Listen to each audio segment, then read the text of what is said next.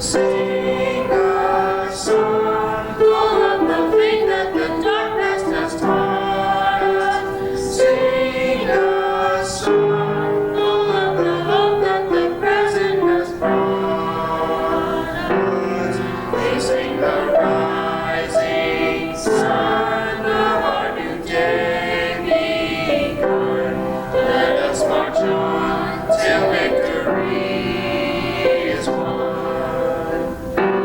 Stormy the road we trod, bitter the chastening rod, fell in the days when hope unborn had died. Yet with a steady beat, have not our weary feet come to the place for which our fathers sighed.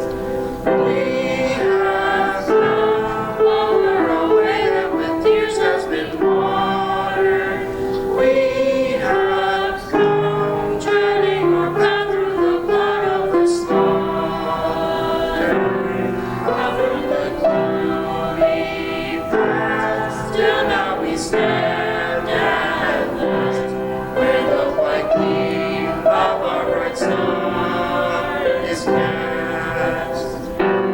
God of our weary years, God of our silent tears, thou who hast brought us thus far on the way, thou who hast by thy might led us into the light, keep us forever in the path we pray.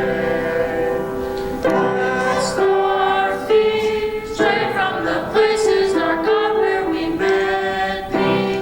Cast our hearts drunk with the wine of the world, we forget thee. Shadowed beneath thy hand, may we forever stand, true to our God, true to our native land.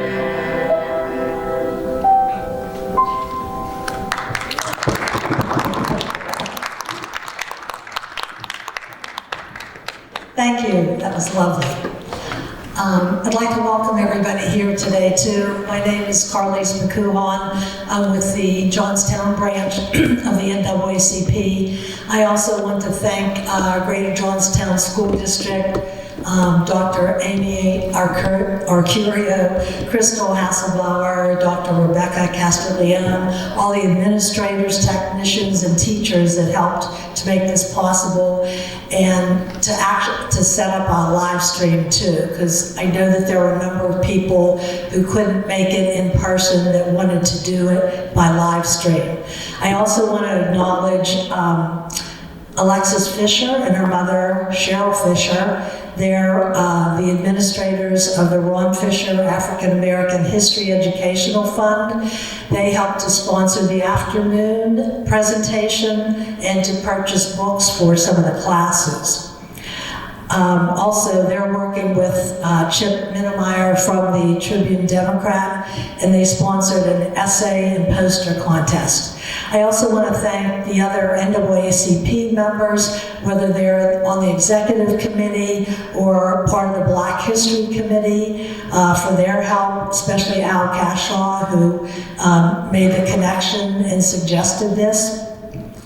We also had some members from the Greensburg Jeanette branch of the NAACP here and on live stream. So we welcome them too, and all the other friends and people that I know, and welcome you too from the community. Before Cody starts his presentation, I wanted to just give you a little bit of background on him. He's from McMurray, Pennsylvania. It's a suburb of Pittsburgh. It's about 30 minutes south of Pittsburgh, and it's in Washington County, just over the line from Allegheny County. Living there, he went to Peters Township High School, and then he received his Bachelor of Science in Journalism from University of Colorado at Boulder, and his master's degree in Journalism and Mass Communication from Point Park University. Whenever he was hired as a reporter for the Daily American, a newspaper in Somerset County, he did a number of stories covering a lot of different topics. A few things that would be really near and dear to the hearts of people from the Johnstown area. One of his articles was on how gobs became a Western Pennsylvania culinary tradition. And he also did an interview with Sam Kantakis, the owner and operator, or the previous owner and operator of the Coney Island Lunch. This is the home of the famous hot dog with the famous special sauce on it. And whenever he was interviewing Cody, or Cody was interviewing him, he did mention to him that he'd seen all those online recipes for his special sauce, and they were not even close. So, don't even bother. But you don't have to, because the business actually did reopen under new owners with Sam's blessing.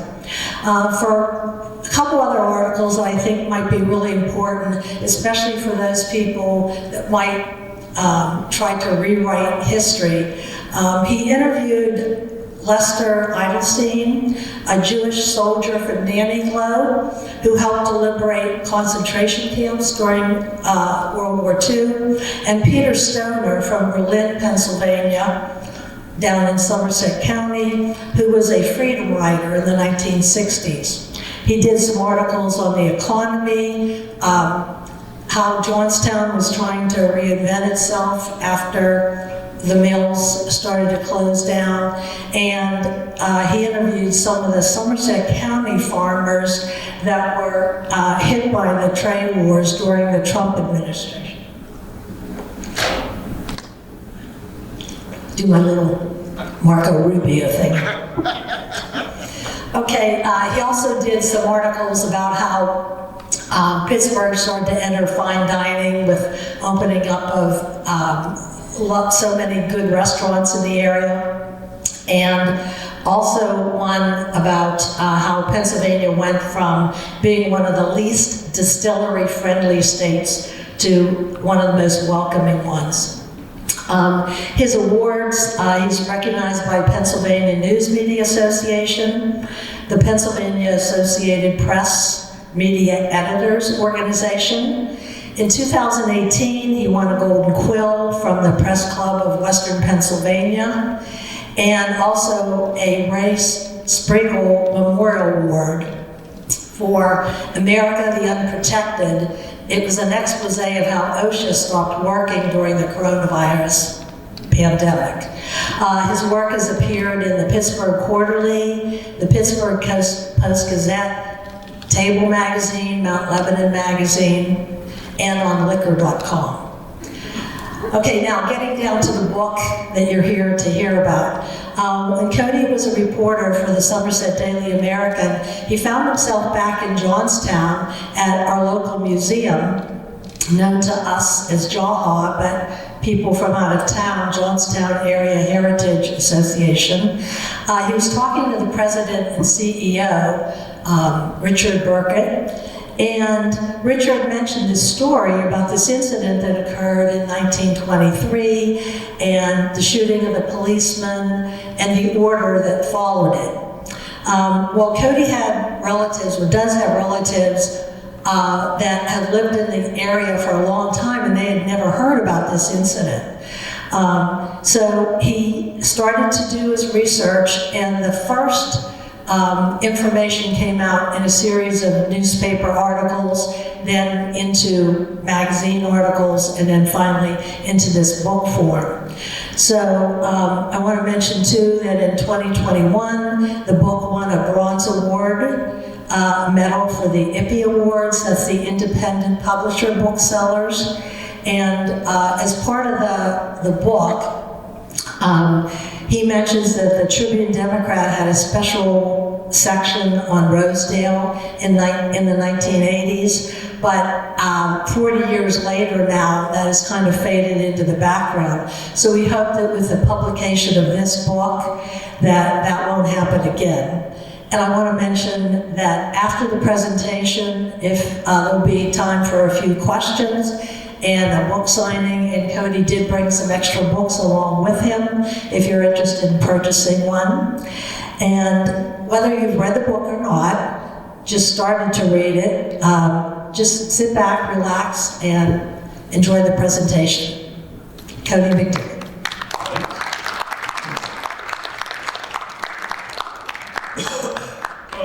It's working. Let's see here. Is this one? There we go. Okay. So I started this research on this project in 2014. I went to Richard Burkert, who runs JAHA, and I asked him, what's an interesting Black history story that I can write about in February? And so he told me very briefly that 2,000 Black and Latino people were forced out of the city. And he didn't really reconstruct it completely. But I had recently discovered a new research method, which is newspaper databases, like newspapers.com. Does anyone use that at all? Like genealogical research. The way that it works is you sign up for an account. It's run by the people that run Ancestry, and it has all old newspapers, the secondary sources, like millions of newspaper editions. And it uses artificial intelligence to go through old papers to find the keywords that you search for. So for instance, if I said I wanted to find Cody McDevitt, it would find every page that appeared, and it would eliminate any that it didn't appear. So that is a revolutionary research technology.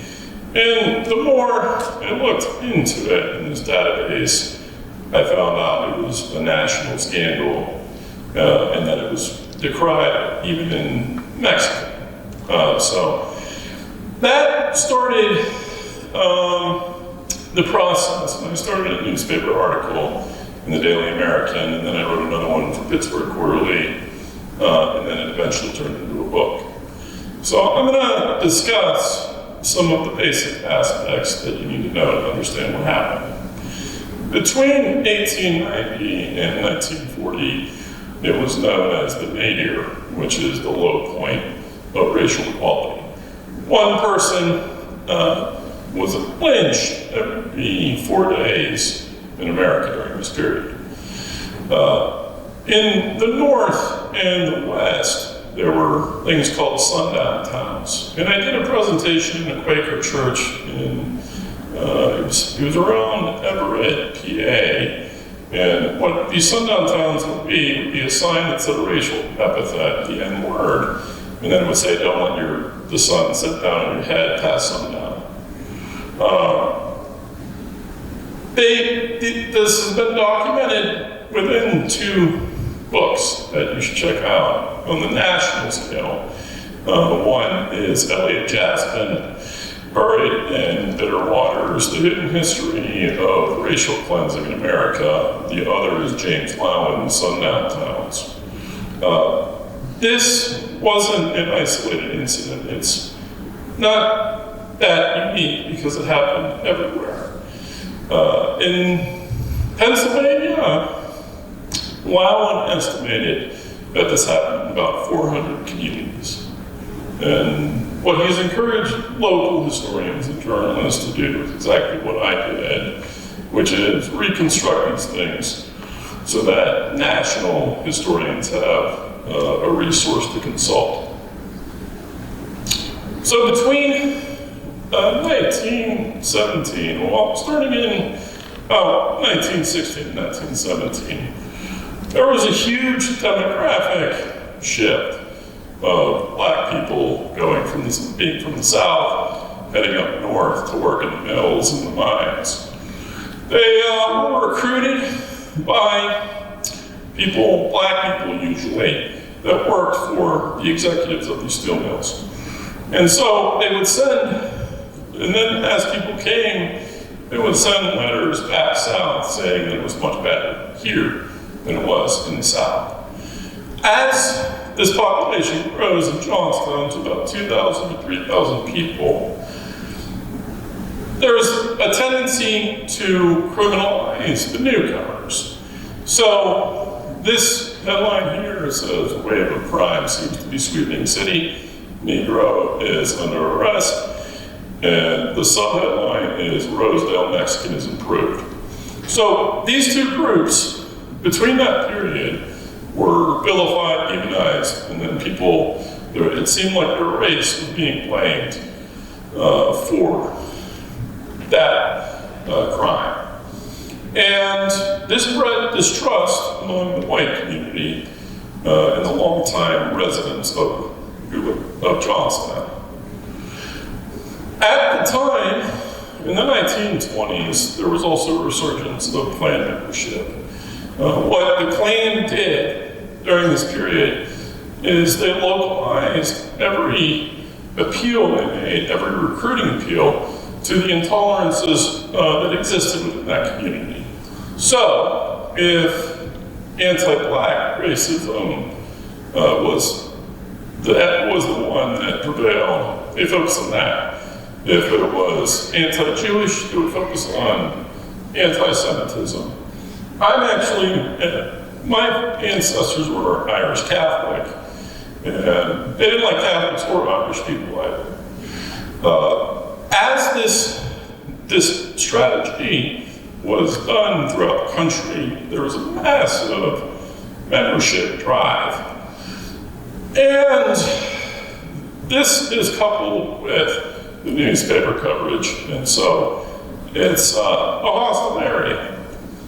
Let's see here, just working. Okay, and I went over that.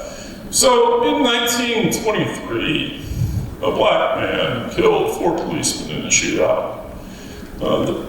There's actually 2 incidences in Pittsburgh right now where 2 officers were killed in Brackenridge and McKeesport, and the city is really upset about this. Anytime a police officer is killed in the community, most of the community gets up in arms and upset. That's happening in Pittsburgh, and it happened in Johnstown at this time. The Ku Klux Klan, after this happened, burned 14 crosses throughout the community. And other residents talked about going through Rosedale, which was the black neighborhood, and then burning it up just setting it on fire. So, tensions were high, and there was a mayor, Joseph Caulfield, who was running for re-election. The primary was 2 weeks later, and he was lagging the polls, and he needed something to win re-election. And so he saw an opportunity in the shooting. And so, on September 7th, 1923, this September will be 100-year anniversary, and we have a historical marker that we're unveiling. Caulfield asked a Johnstown Democrat reporter to print a report that says he ordered all black people and Mexicans who had come in the last 7 years to leave. And as I said, between 1916 and 1923, that was when the newcomers came. And that was when they basically attributed the crime wave. So, how did he do this?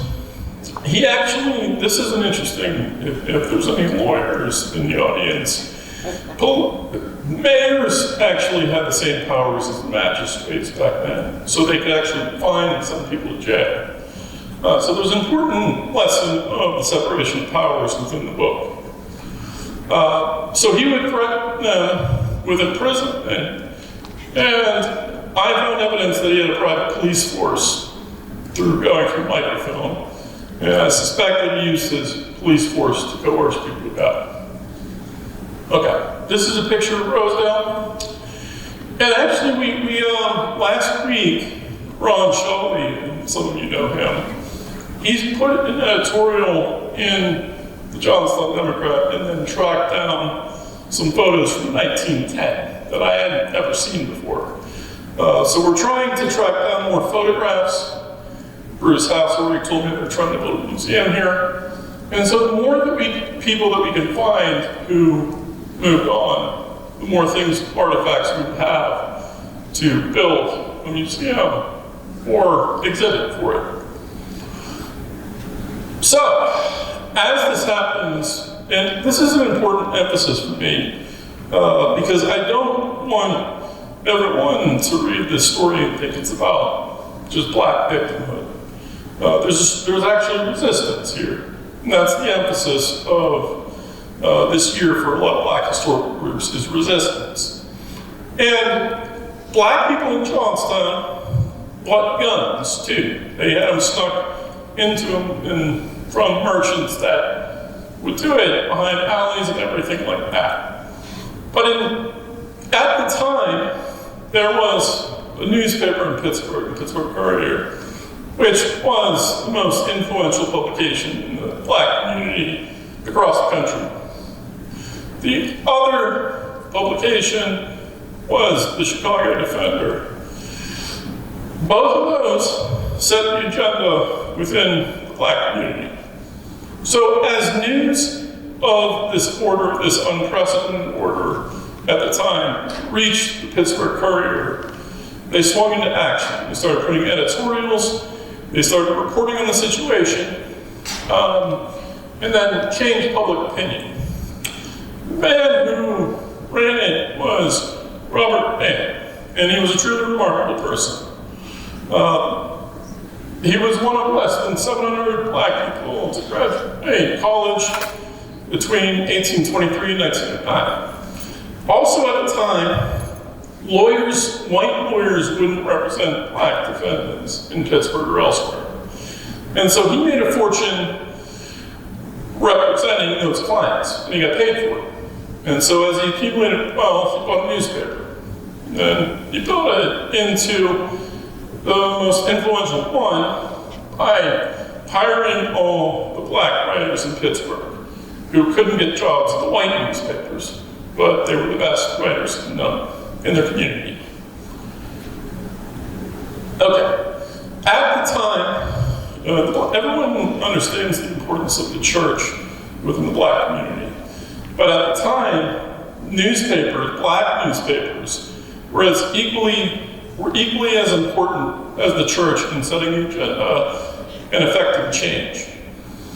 They would do reports on a lot of the things that were being forced upon black people, discrimination within military, schooling, housing, but they would also do reports about financial misappropriation within the NAACP. And so they would anger people in their own community.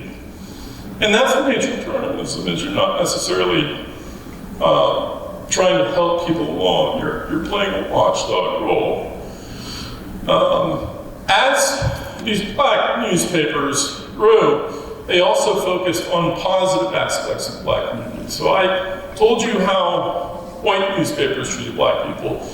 These newspapers would focus on achievements, weddings, anniversaries, graduations, trying to change the perception of the black community to a more positive one. Okay, let's go to the next one. That's not what I want to do. Okay.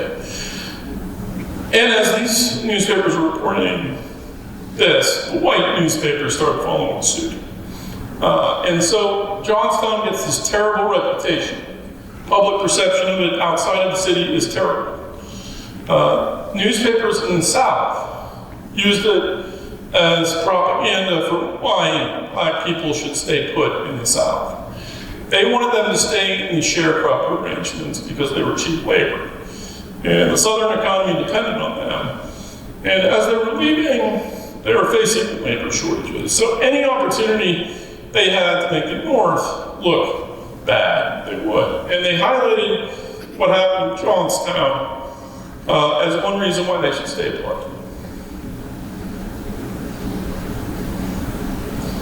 Okay. As news is breaking on this, there are two significant historical figures in the Black community. One is Marcus Garvey, he's on the right hand, and the other is James Weldon Johnson. Most people know Garvey, but James Weldon Johnson is actually a more historically important figure because he was actually the leader of the Harlem Renaissance. Brilliant poet, brilliant writer, wrote poetry, wrote essays, gave speeches across the country, faced discrimination himself, and also headed the NAACP. So as the news gets to them, they start lobbying the governor and other public officials to do something about what happened in Johnstown. At the time, Gifford Pinchot, who was his conservationist, but he was known as that, and he was friends with Teddy Roosevelt. His wife was Cornelia, and they were both champions of civil rights, usually. But he was also friends with Joseph Calhoun. So what happens is they send an investigator to find out what happened in Johnstown. Now this is a research story, and this is sort of to show you sometimes just how research is done. Now this isn't really, at the time I thought it was a big deal, but now this really isn't, I don't think it's a big deal. But I looked at the footnotes of the book and then saw that there was this report was referenced. And so I booked a trip to go to the New York Library of Congress, but they moved around to all the documents. This was early in my career where I wouldn't look at primary documents that frequently. And so I had to spend 3 days there to find this report. And on the last day, the last box, the last folder, it said Johnstown. And so not only did it have this in it, it also had tons of telegrams that were sent to the governor by the NAACP and all these correspondences. So I could reconstruct how the communication with the governor was happening. And so between those primary documents and the secondary sources on newspapers.com, I reconstructed what happened here. Now, I understand this is an imperfect book. It was never designed to be the end say. It was designed to initiate conversations. So there's an oral history project at UPJ right now. Paul Newman Douglas is running it. And it's gathering history here in Johnstown. The central question, and the one that all of us want to know, is where did the Black people go after they left? What happened to them? And this is the very difficult question, and what you have to do to figure that out is to go look at the 1920 census. You take the manuscript census, and then you build family trees for every single person. Now that's 3,000 people that you would have to do that. I don't have the funds to do this with something of that magnitude.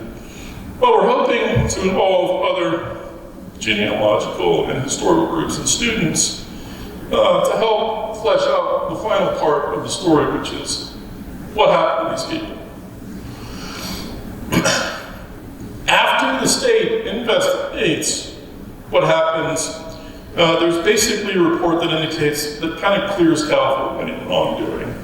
But the NAACP, and I couldn't track down the investigation for this one, but it did its own investigation, and they found that they were coerced, and it conflicted what the English report, which is what it was known as, said.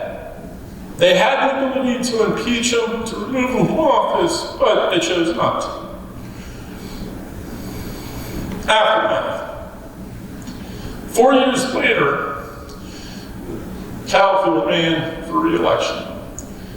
Right as the election was about to happen, 2 police officers are killed. And so he wins the election. And 2 years later, he goes to jail for embezzlement or something, like a financial crime. And 2 years later, or after that, he becomes deathly ill, is released, and dies in his home. Johnstown City Hall was draped in mourning. And they mourned the loss of this 3-time mayor. There wasn't anything said in the obituary about this order, which is indicative of how important these stories were seen then. When we hear these stories now, we're shocked. But these things were so commonplace across the country that no one really gave it second thought. It's really hard to reconstruct these stories whenever there isn't a lot of oral history to gather. And as you move further and further out from these incidents, the oral history is lost. So the book was designed to kickstart the process of gathering oral history, which we would then be able to use in the museum. I don't know if anyone has ever been to any of the museums in the South, but they often interview people and then they would show videos of the people talking about this incident.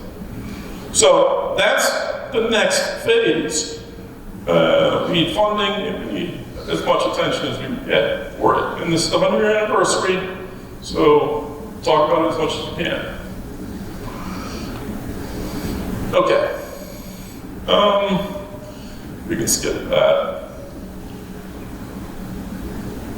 Other places this happened: Stowe Township in Pittsburgh, Beaver County, Harrisburg and Altoona, Newcastle. Not on the scale that it happened in Johnstown, but to show you that this type of racism didn't just pervade in Johnstown, but elsewhere as well. It was a national problem.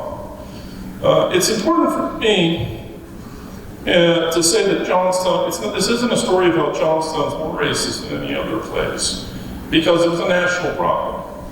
And this is just a local instance of something that we have to recognize happened everywhere.